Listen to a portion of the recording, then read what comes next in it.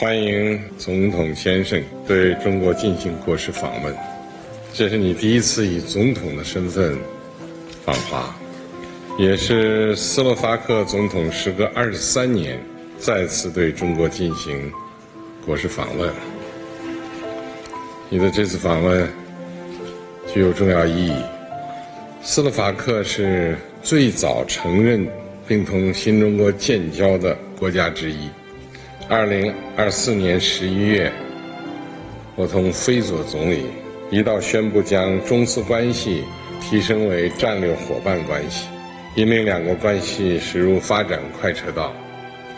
在双方共同努力下，两国政治互信持续深化，合作成果不断涌现，传统友好深入人心。Vaša excelencia, vážený pán prezident, vašu krajinu som už v minulosti navštívil niekoľkokrát, ale byť na štátnej návšteve Čínskej ľudovej republiky ako prezident Slovenskej republiky je pre mňa veľká česť.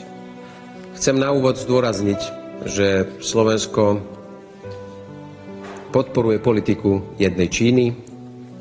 Verím, že moja návšteva prinesie nové impulzy a vytýči nové oblasti pre spoluprácu medzi Slovenskom a Čínou